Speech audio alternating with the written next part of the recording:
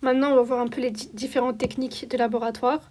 Donc, on peut utiliser de l'ADN ou de l'ARN en laboratoire, sachant que l'ADN, il provient soit du noyau, donc on appelle un ADN génomique, ou alors un ADN qui provient des mitochondries, donc un ADN mitochondrial.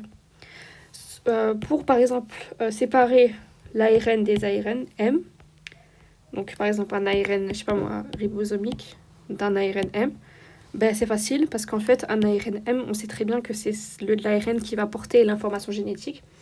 Et du coup, on sait très bien aussi qu'il subit des maturations, notamment l'ajout de la queue poly A en 3'. Donc, comment on peut savoir, enfin, si on a bien un ARN, ben, c'est grâce à cette queue poly A en 3'. Donc, qu'est-ce qu'on fait? On peut faire une chromatographie d'affinité, c'est-à-dire que dans les billes de la chromatographie, il y aura des thymines. Et les thymines, on sait très bien qu'elles sont complémentaires à l'adénine. Ce qui veut dire que, imaginons qu'on a un mélange d'ARN et d'ARN M, ben, l'ARN M, enfin, le mélange qu'on va ajouter, ben, comme il y aura des billes de thymine, ben, l'ARN M, il va être bloqué, et du coup, tout ce qui n'est pas ARN M va être éliminé, et finalement, on pourra éluer l'ARN M après avoir tout éliminé, ben, pour récupérer l'ARN M, et c'est bien quoi. Je sais pas si je dois voir. Ok, maintenant on va voir plusieurs techniques différentes.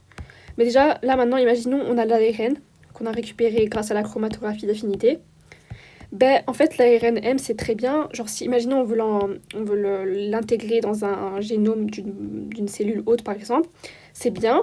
Mais le problème, c'est que l'ARN M, il se dégrade trop vite. Et du coup, qu'est-ce qu'on fait? Ben, on va utiliser une rétrotranscriptase. Cette rétrotranscriptase, elle va convertir l'ARN M en ARN complémentaire qu'on abrévie aussi ADNC.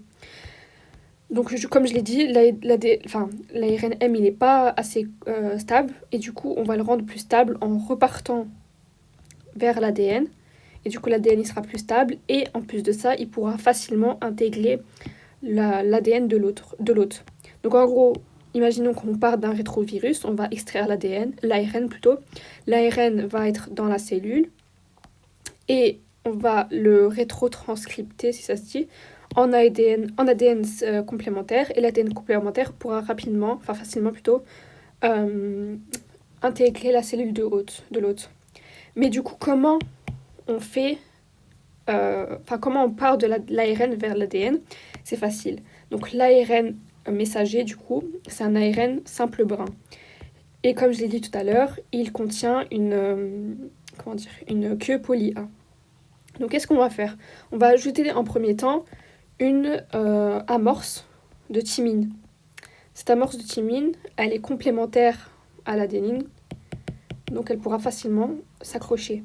Quand on a de l'amorce de thymine, ben, en fait la RT, donc la rétrotranscriptase, elle peut la reconnaître, et du coup elle va se fixer et elle va commencer à former le brin d'ADN.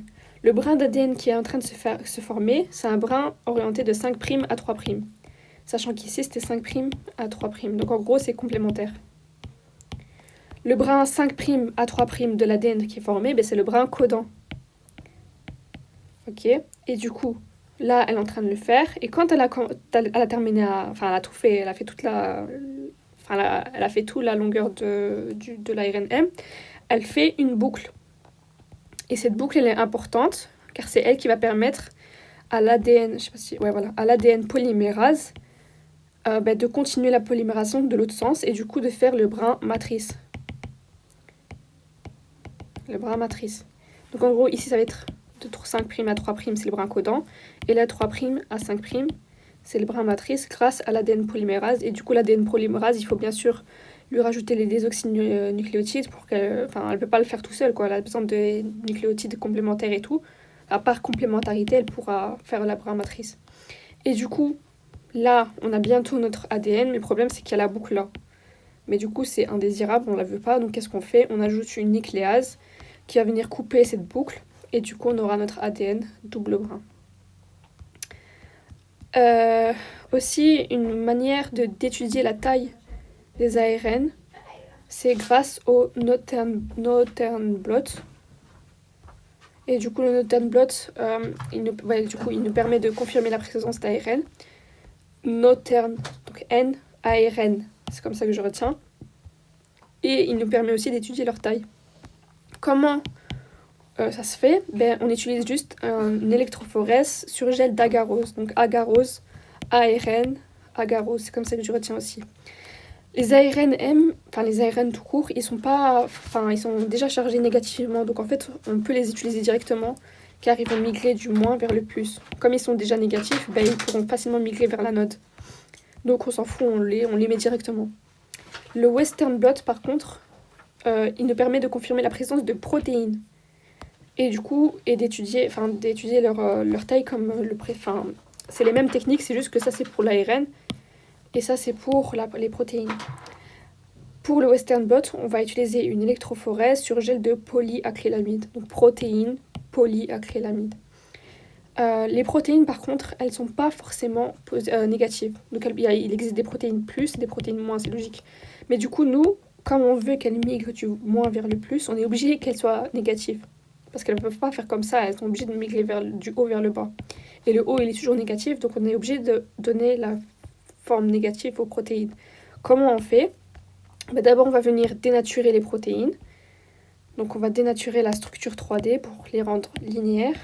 Et quand elles seront linéaires, et du coup, on rompt les liaisons non covalentes.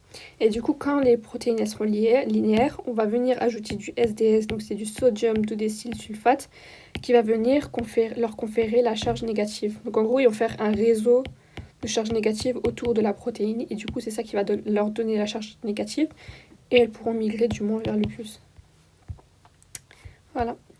Ces deux techniques, elles nous permettent de visualiser par exemple quel type de mutation on a. Donc ça c'est une expérience. Dans le premier gel, en gros on a le gène sauvage, donc le gène de base en fait. Donc là on voit qu'on a le gène qui a été transcrit en ARN-M et puis qui a été traduit en protéines. L'ARN-M d'office il est plus long que la protéine, donc il va rester en haut, un peu plus en haut, tandis que la protéine, elle va migrer vers le bas, car elle est plus petite que l'ARN. Pourquoi elle est plus petite? Parce que l'ARN il possède par exemple les régions de UTR et tout, donc ça on s'en fout, on n'a pas besoin pour la protéine. Donc la protéine elle sera d'office plus courte. Maintenant imaginons qu'on a une mutation mi-sens, donc faux sens, c'est-à-dire qu'on va changer un acide aminé. Donc par exemple, imagine, je sais pas moi, on avait une phényl, je sais pas quoi, là on aura une isoleucine. Et du coup ça pourra avoir des conséquences négatives. Mais ici, on voit que ça ne l'est pas. Parce qu'en fait, l'acide aminé qu'on a changé, il a les mêmes propriétés chimiques. C'est-à-dire que c'est une mutation conservative. Et comme c'est une mutation conservative, il n'y a aucun impact sur la protéine ni sur l'ARN. Donc c'est pour ça qu'on a la même chose. Mais imaginons que c'était une non conservatrice. Par exemple, je sais pas moi, on aurait peut-être un autre type de protéine ou alors un codon stop prématuré. Je sais pas, ça dépend de la situation. Là, justement, une mutation non-sens, c'est-à-dire qu'on a d'office un codon stop prématuré. Ça veut dire que là, l'ARN, il change pas, la longueur de l'ARN ne change pas.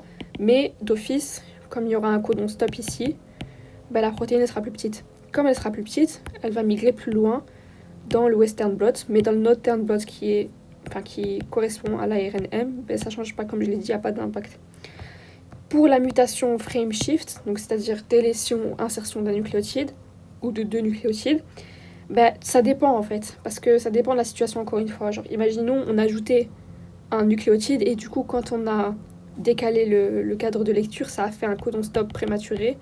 La protéine, elle sera plus petite, donc elle va migrer là. Par contre, imaginons, on a rajouté un nucléotide en plus. La protéine, elle sera plus grande, donc elle sera plus grande, du coup, elle migrera pas très loin. Par contre, l'ARN-M, comment ça se fait qu'il bouge pas? Parce que généralement, quand on ajoute ou on retire un nucléotide, ça n'a pas trop d'impact sur la longueur de l'ARN-M. C'est pas très significatif, donc c'est pour ça qu'on le voit pas très bien sur le Northern blot. Et ensuite, finalement, Si on avait une mutation sur le promoteur d'un gène, bah, d'office, il y aurait peut-être des conséquences, je sais pas moi, imaginons ça s'est mis sur, je sais pas, sur un facteur de, enfin, sur un site de facteur de transcription ou quoi, bah, peut-être qu'il y aura pas d'ARN M. Et comme il n'y a pas d'ARN M, il n'y a pas de protéines, et du coup, on voit rien sur le truc.